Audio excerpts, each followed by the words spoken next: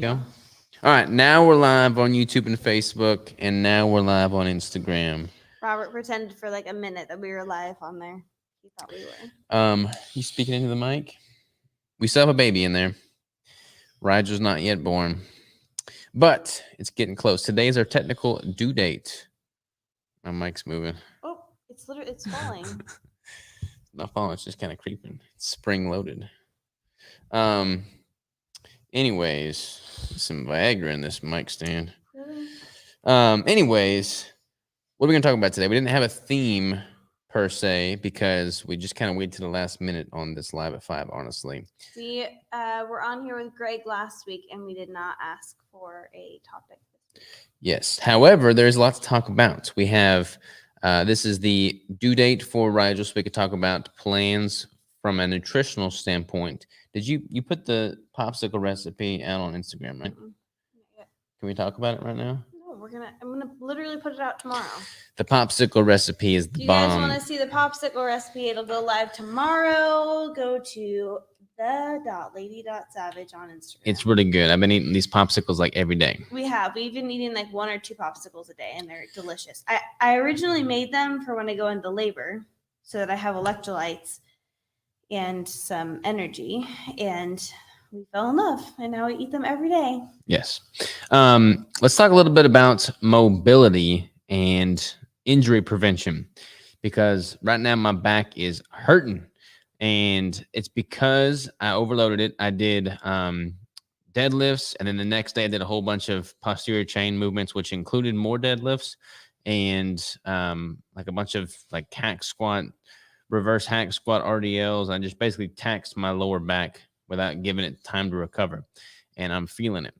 So one thing that I've been really trying to do as of late is be more proactive. I got a deep tissue massage yesterday, went to the chiropractor the day before that, and I've been doing yoga probably like 3, maybe 4 times a week on average. And I'm actually digging that quite a bit. It's pretty humbling because I cannot do half the moves that everybody else is doing. Like these people that don't look like they could pick up a 20-pound dumbbell are doing all these acrobatic yoga moves that I can't even fathom doing. So it's humbling for me for sure. But I'm all about trying to improve mobility because we got to live longer and function longer. And you can't do that if you're going crazy in the gym without any time for recovery. You got to have both ends of the spectrum. Crystal, what are you going to do with recovery? You've been kind of scaling back the intensity of your training these past few weeks. Yeah. You just can't do as much later on in pregnancy. I'm still pretty much doing my same workouts, but this week specifically, I have stopped doing supersets and just started doing one exercise, and then I'll do some sort of pelvic movement like cat-cow squats, like holding squats. What else am I doing? The butterfly pose, like just a lot of different things that is best for preparing for a baby. So I've been supersetting that with my exercises rather than trying to do a whole bunch of exercises back to back. But definitely just right now going through, I hate to say going through the motions, but like going through the motions of my workouts, kind of treating it like a peak week in prep, which sounds really silly, but really you're just wanting to get some like muscle stimulation and blood flow to all of your muscles and things like that. I'm not trying to go like super hard or heavy or anything like that, because literally getting ready for the hardest workout I've ever done in my life. Yeah. So, y'all feel free to submit some questions right now. Since we don't have a planned topic, we're eager for questions that come in. So by all means. Yo from Greg. Nice shirt. Nice shirt. You must be talking about my shirt, not your shirt, which is also my shirt. You're going to be awesome parents. Thank you. Do you do keto 100% of the time, or do you ever have carb breaks? 100% of the time. Always ketogenic. 7 years for me, 6 years for Crystal. No plans of stopping at all. Hey guys, just got my first order of bricks from Switch Grocery up here in Canada. Can't wait to dig in. Excited for you both with the wee one on the way. Awesome. Well, thanks for getting some bricks. Yay, Hopefully I'm the so glad that you switch. got some. Yeah, hopefully the Switch grocery is making it easier for all of our Canadian folks to get some bricks without having to pay all the crazy international shipping. If you guys live in Canada and you haven't become aware, Switch Grocery is now working with us, and they are a wholesaler for us for keto bricks. So if you guys have been wanting to get your hands on the keto bricks and you're in Canada and you have been waiting for like the shipping to go down and all of that, definitely go check out Switch Grocery for sure. By the way, I want everyone to know on both Instagram and YouTube and Facebook that Crystal is not taller than me. I'm just leaning over the table and she's standing upright, which is why she looks taller than me. Yeah, I'm just not lazy. My back's just hurting, baby. It's hurting. I'm the one that's 40 weeks pregnant. Mitzi says, hello, you two. What's up, Mitzi? How you doing? Hey there. Was Wicked fast on the shipping? Yay. And Niha is awesome, of course. Yes, 100%. Awesome. Glad to hear their shipping was quick as well. What are some really hot, controversial topics right now in the keto, low carb space? Anything new? There's always a debate with the protein and all that stuff, but is there anything that is new that you're aware of? I feel like I've been in my own bubble lately. I've kind of been in my own bubble too. Let us know if there's anything that y'all have thought to be a hot, controversial topic here. I don't understand how you guys don't have more subscribers. You definitely deserve more. Thank you for all you do. Well, thank you. Thank you so much. We may not have a whole lot of subscribers, but the ones we do have are freaking rock stars. All y'all tuning in are awesome, and we love you all. Absolutely. Protein sparing modified fast. Yeah, we talk about that quite a bit. I don't know if you've heard our other content about the protein sparing modified fast, but we are not a fan. Yeah, I don't know if it's. Do you have a good video that you did on that, like explaining? I've done a few podcasts. I did a really good one with Rachel. I did a really good podcast with Judy Cho on her podcast here lately, and we dove into protein sparing modified fast quite a bit. Definitely not a fan. I feel like it's not sustainable, and any type of diet that is not sustainable is not really a good diet, in my opinion. I mean, that is my opinion of it. If it was to be a very high level view, it's just not sustainable. It's recommending incredibly low caloric intakes, like the same as what is recommended for a 6-month-old infant, or more than about what was being consumed by prisoners of war in Nazi Germany. I mean, it's just not. It's not. I mean, nobody should be prescribed 600 calories. It's just not enough to fuel the body properly. Brad says, "Hey guys, today is the last slide before you guys are parents." Probably. Potentially. Yeah. He could be 41 plus. Next time we do a live, we're gonna have like a little baby here in the corner just crying. No, that's not true. If we have a baby in the next week, you can 100% expect me to not be here. Right. Quality over quantity. 100%. Just listen to the one with Judy. Really like her too. Yeah, Judy Cho's a freaking rock star. She's super sweet. Yeah. I agree with you. People are going crazy about it now. Yeah. I don't know why it's gotten so much popular. It's just another buzz thing. Like I hate buzz diets. I hate crash diets. I hate non-sustainable diets. I hate all these things that just promise quick results because people get sucked into them because they'll lose a few pounds, but then they don't sustain that, and it's not healthy from a metabolic standpoint. It's not healthy from a hormonal standpoint. I mean, if you're taking in 600 calories and then doing that more often than not, and then also prescribe 10 jillion supplements, then you're not doing something right. Let's see here. I'm still having issues with constipation if I don't eat veggies. However, making chia seed pudding daily makes it way more regular. I just don't know if it's okay to take chia seeds daily. 3 tablespoons. Yeah, chia seeds, I mean, that shouldn't be an issue. We made a pudding kind of thing. It's called an oatmeal. I think it's on one of our recipes, but it's basically chia seeds, flax. What else is in there? Heavy cream. I can't remember. I have heard some things about chia seeds not being optimal to have real regularly. I don't know. That's not scientifically backed, but I've heard a lot of different discussion about the chia seeds not being super optimal for your gut. But have you also looked into different types of magnesium? Because that's what I do. I've always had very slow transit, and magnesium helps me a ton. Specifically, Allie Miller's Relax and Regulate, when I'm feeling poorly, I just take like 1 or 2 scoops of that, and it helps so much. So that might be something worthwhile looking into, and then maybe you can like switch on and off the chia seeds and the magnesium. Yeah, definitely make sure you're hydrating and getting enough electrolytes in. I would definitely make that the priority. The person that promotes that doesn't look like the epitome of health. There's a lot of people promoting protein-sparing modified fats. That's the thing. It's not just one person. There are some more prominent people that are definitely promoting it, but it's like running through the circles right now. Everybody's talking about it. Rigel or maybe Rigel. So it's Rigel, pronounced Rigel. Yeah, and it is Rigel. The way that it's spelt is based off of the star within the constellation Orion, which is why we spelt it that way as well. We have questions over. Oh, cancel. Sorry. Liver failure, keto here forever. Keto here forever. Had liver failure and now they're keto forever. What protein powder do you guys recommend if I'd want to take some protein shake time to time? We're a big fan of Mark Bell's Steak Shake protein. It's pretty good, super tasty. Yeah, it's my favorite one. Are you guys getting some sleep before the big day? A little bit. I feel like we're just staying normal routine. Still waking up at 4:30 though. I would say I am definitely getting more rest now. Like I am allowing myself to like go home early, except for today. Go home early and like actually relax a little bit. But usually when I'm home, I'm trying to find something to do.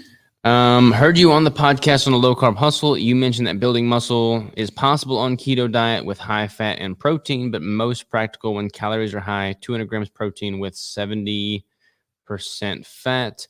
What do you think lowest calories for women needed to reach allow for this? So when I said 200 grams of protein on that was what I personally am consuming now, roughly. It's going to be totally different for every individual. The main thing is to be in a caloric surplus if you're trying to prioritize building more lean muscle tissue. And ideally taking in enough protein to make sure that you've got a surplus of that as well. So I don't know what your stats are, but if you're taking in like 1.5 grams of protein per pound of lean mass and you're in a caloric surplus, then you should be totally fine in taking in enough nutrients to build more tissue. Someone said, good luck with the baby. Thank you.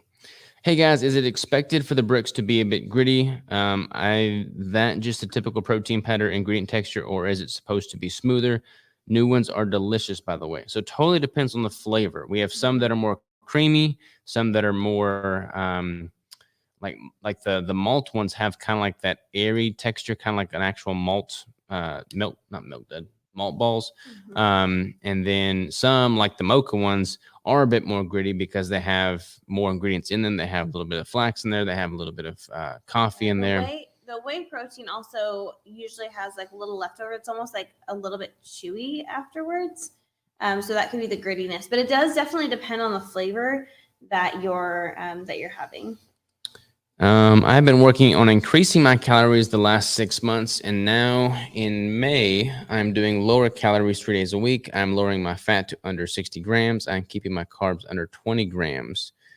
I don't know if you have a question there. I would need to know a lot more than to be able to give you tentative feedback on that, but I'm glad that you increased calories for the last 6 months. That's great. That is great. The nootropic icing. Yeah, nootropic icing is definitely not a gritty one. It's been a super popular one for sure. People have said it's like their favorite one. Yeah, I'm kind of surprised it's as popular. I mean, I love it. Surprised. I'm not hating on that. I'm just surprised that it's as popular as it is. I love it though, so I'm glad it's as popular as it is. All right, we got any other questions on Instagram? What else we got? We need some more questions. We got somebody coming to check out the facility here in a little bit, so we're working late tonight. We'll be here till probably like 9:30. I'm not able to use whey protein. Are you ever going to possibly offer to make the bricks with beef protein or egg white protein? I would totally pay more for the bricks. We do have some more brick flavors in the pipeline, one of which will have a beef protein in there. And we haven't finalized that one yet, so it's going to be a while, so don't hold your breath, but definitely we are definitely bringing out some new flavors with some new proteins. By golly. 5:15. We're not going to use that quick. But we need more questions. We need more questions. It's very hot in this room. Work harder. We're going to start printing some shirts here, too. We got a whole bunch of screen printing equipment in the other day. We've been testing that out. I'm getting excited for the screen printing. Officially a keto brick addict, waiting for the month supply to be back in stock, using them as my off-season diet for my next show, 2024. Great way to keep my calories in. Keep up the great work. Awesome, man. Love hearing that. I actually just restocked the peanut butter flavor today. So we do have 1 month peanut butter in stock and all varieties of peanut butter right now. Don't you have some with pea protein? Yes, we have.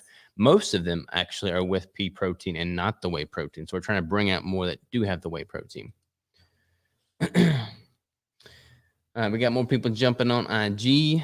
Here we go. Brad says, oops, I missed one. Hold on, Brad. I'm coming for you. I went on your website for the calculator, but not sure how to do the next step. All right. So the calculator is just and I kind of wrote this out a little bit on the site, but that's just like your starting macros. Like no macro calculator is going to give you the ideal set of macros that you should maintain indefinitely. Start there, hit that accurately, see how your body responds, and then adjust up or down based off of the goals and what you're trying to do. Not really sure if you're trying to gain lean muscle tissue or lose body fat, but that would definitely dictate what direction you take them. All right. Brad says, do your new nootropic icing bricks have a full serving of keto brains? Yes. Each brick has got 1 scoop of keto brains in it. I think keto brains technically is like 15.5 grams. And I think we worked it out so that each brick has got like 15 grams. So, but there's a lot more MCT powder in the brick outside of the keto brains. So a lot of the nootropic elements are actually higher than the keto brain serving, but the keto brains itself is like 15 grams per brick. Yeah. Minus 0.5 grams or something like that. Are you going to set up a play area for the little guy at the compound? Yes. Yes. So we're both going to continue to work. I will be doing different types of work in the beginning, but we will definitely be making an area for him. I'm not sure exactly where, but we definitely will. A jungle gym in the gym. Yeah. Any chance of the butter maple pecan? Yes, we'll probably bring that back seasonally. That's kind of one of our seasonal flavors. Sorry, I ran out of space. My question is, if I get over 100 grams of protein, is cutting fat a good way to start losing weight again? I don't recommend that personally. That's the one that was like eating. Yeah, let me scroll 60 grams of fat. 60 grams of fat is pretty low. Like I don't really take any of my clients below 60 grams of fat. And if you're only taking in 100 grams of protein, that still doesn't sound like a whole lot of calories. Yeah. Yeah. So you might want to start even higher than that. Usually what we suggest is, I think they mentioned that you had been working on increasing your calories. And then you said now you're only eating less 3 days a week. So what we usually do is a weekly decrease in total calories, macros, proteins, and fats daily as well, not just like a couple of days a week. And that seems to be a little bit more sustainable. It's a very slow and controlled decrease in calories rather than being in a surplus and then all of a sudden not having food certain days of the week. You're going to see a lot more weight fluctuations as well. So if you do like a slow and controlled cutting period rather than just like slicing your macros, that is the more sustainable way that we have found that works best for us and our clients. Former DSK user, I'm wanting to do it again. Have there been any updates, tweaks to it? I fell into the protein sparing modified fast crowd and it wasn't fun or successful for me. I'm not sure when you did DSK, but if you were one of the OG DSK users, I completely overhauled the entire website. It's on a totally different website builder now, much more user-friendly currently. There's like like our old forums functionality was horrendous. It wasn't very good at all. The new forums functionality is much better. It's just a much cleaner design. So yeah, the whole website's been totally revamped if you were one of the original DSK users. I am on day 4 of my first cut since maintenance and surplus calories and down 3 pounds already. Does that sound normal? I only cut 100 calories. It definitely could be. Depends on if you were like being very specific with your macros when you're in a surplus or maintenance. And then if you changed any of your macros while doing that, like if you had carbs and then you cut carbs while does that make sense? Yeah. So, but it definitely could be, but also, I don't know. I don't know if you changed your electrolytes at all. By the name that we're a female. Sorry if I'm assuming incorrectly, but it also could depend on where you're at in your cycle, what your salt is doing, what your water is doing, all that kind of stuff. So if it is 3 pounds down, that is excellent, but you can definitely expect some different fluctuations. But yeah, sometimes our bodies respond really quickly. Deborah said her goal was to lose fat. So if you did my calculator, it probably has you at a higher fat ratio at the onset. So from there, you'll gradually start dropping your fat further by like 5 grams a week, and then simultaneously increasing protein to find your unique protein threshold. That's what I would recommend doing. I've got all these steps broken down extensively in my book if you want to go that route and just kind of let that pave the way for you. But that's what I would personally recommend doing for sure. Adventures with Iris says, hi guys, what's up? Iris, how are you? All right, we got any more questions on IG? G, what are we gonna have for dinner tonight, baby? I don't know. We're gonna be here forever, so Have some water? Nope. Please.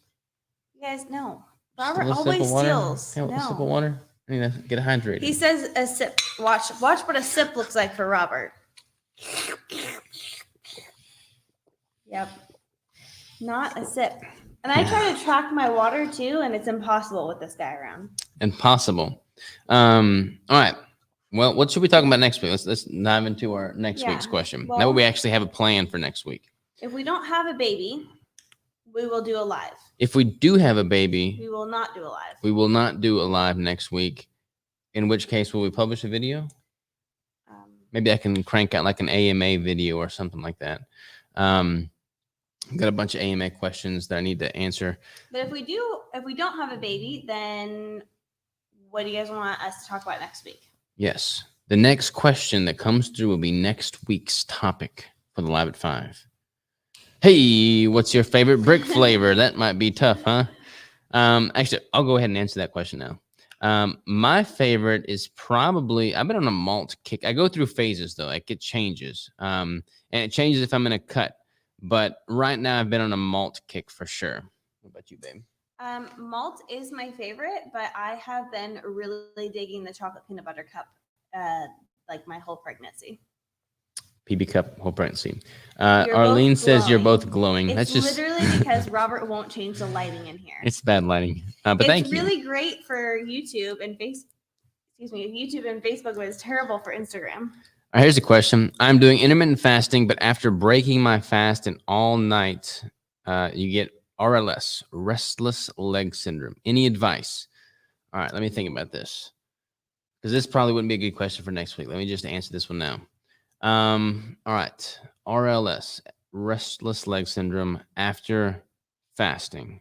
But after breaking their fast, they get restless leg. Is it totally like it happens no matter what you eat? Like just simply breaking a fast? Or are there certain foods that you eat to break that fast that you notice that RLS is amplified? Because if that's the case, what I'm thinking is maybe you're having a whole lot of sodium in those foods that you're breaking that fast with, which would make sense because you've been fasting, you eat a bunch of food, you're probably dousing it with salt in one bolus amount. And if you're not eating enough potassium with that, then you may be too high in sodium, not enough potassium, which is going to cause an out of equilibrium balance with your electrolytes. And that could be a contributing factor there. That's funny. We just added the malt to my next list of good to know. Next good to know. Yeah, that's my favorite for sure. Yeah, definitely. I got the new flavor today. Can't wait to try it. Let me know what you think. No matter what I eat. Yeah, I would guess it'd be the electrolyte related. Maybe not enough potassium. Magnesium, potassium works for me for RLS cramping as well. Yeah. Oh, let me tell you guys, the cramps during pregnancy, holy mackerel. The calf cramps, they are legit. They are the worst cramps I've ever had in my whole life. And I used to be like a runner. and I did my competition prep, and I used to get some cramps, but holy mackerel, they really get you. They get you going. Sure do. Pregnancy photo shoot was the most gorgeous I've ever seen, says Thank Arlene. you. Thank you, Arlene. We do still had a need lot a of fun with question them. for next week. We need a question. If nobody submits a question in the next 30 seconds, then I'm just going to have to pull one out thin air. We're just going to have a baby. We're just going to have a baby. All right, Roger's running the show next week. We'll let him answer everything. All right, y'all. Well, in that case, adios, amigos and amigas. Always a pleasure chatting with y'all. We will see you next week, unless we have a baby, and then we will not see you next week, but I'll still get a video out. So we love you. We appreciate y'all tuning in. Ta-ta for now. Adios, and hasta la vista, baby. See ya.